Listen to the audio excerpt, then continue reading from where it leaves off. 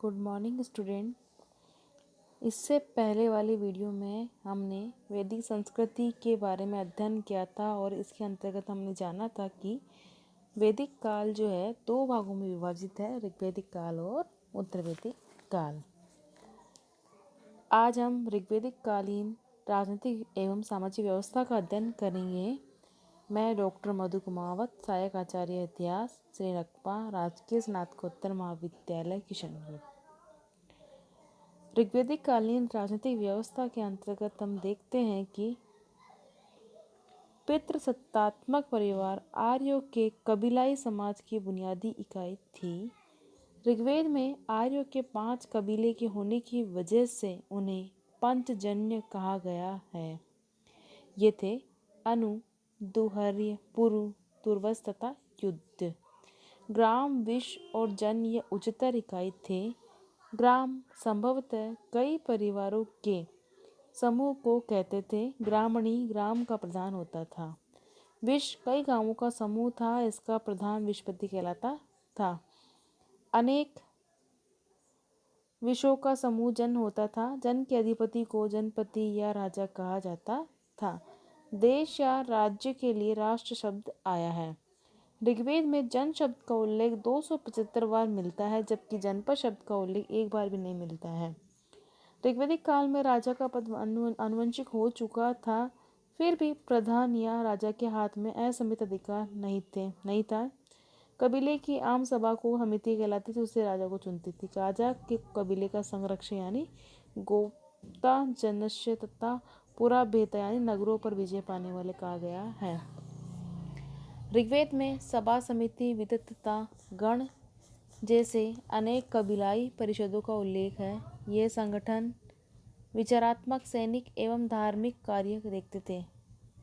ऋग्वैदिक काल में महिलाएं भी सभा एवं विद्वत में भाग लेती थी। ऋग्वैदिक काल में राजा भूमि का स्वामी नहीं था, वस्तुतः वह युद्ध का स्वामी था। युद्ध के लिए राजा के पास सेना होती थी। ऋग्वेद में वर्णित शर्द, वात्र तथा गण आदि संभवतः सेना की इकाइयाँ थी। ऋग्वेद में इंद्र को पुरंदर कहा गया है। भरत और त्रिशु दोनों आर्यों के शासक वंश थे और पुरोहित वशिष्ठ दोनों के वंशों के संपर्क में था। कालांतर में भरत वंश के राजा सुदास तथा 10 राजाओं के साथ युद्ध हुआ, जिसमें 5 आर्य और 5 आर्योत्तर जनों के प्रधान थे। यह दसराज युद्ध के नाम से जाना जाता है, जो परशुनी नदी के तट पर हुआ था।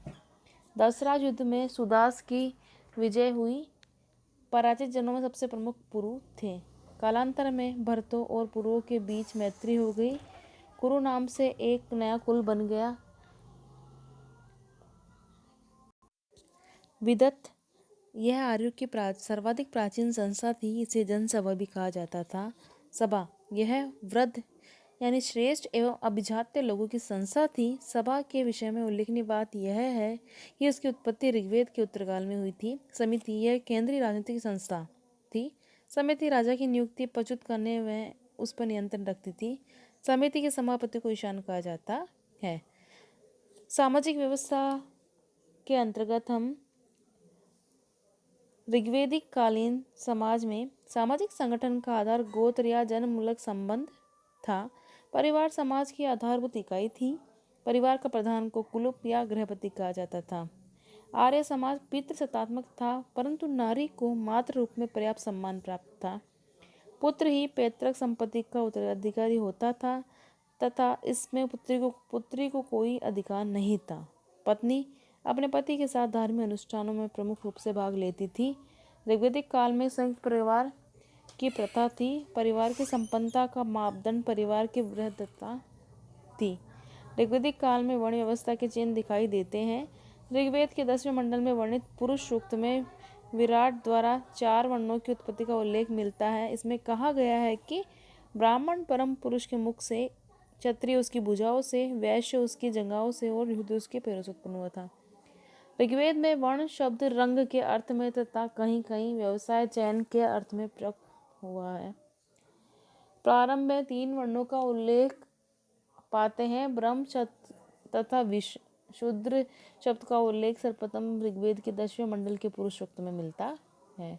ऋग्वेद के ऋषियों में प्रमुख गौतम, विश्वामित्र, वामदेव, अत्रि, भारद्वाज और वशिष्ठ को दूसरे, तीसरे, चौथे, पांचवें, छठे और सातवें मंडल का रचनाकार माना जाता है।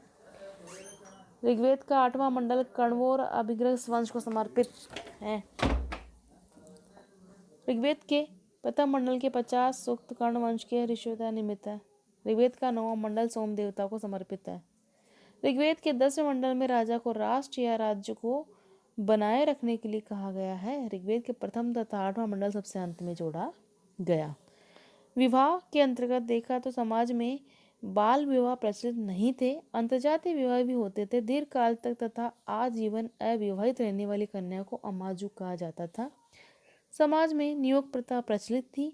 पर्दा प्रथा का कहीं भी उल्लेख नहीं मिलता है। पुनर्विवाह भी होते थे। विधवा स्त्री अपने देवर या अन्य पुरुष से विवाह कर सकती थी। शतपथ ब्राह्मण में पत्नी को अर्धांगिनी कहा गया है। कन्या की विदाई के समय जो उपहार एवं द्रव्य दिए जाते थे उसे भर्तु कहा जाता था।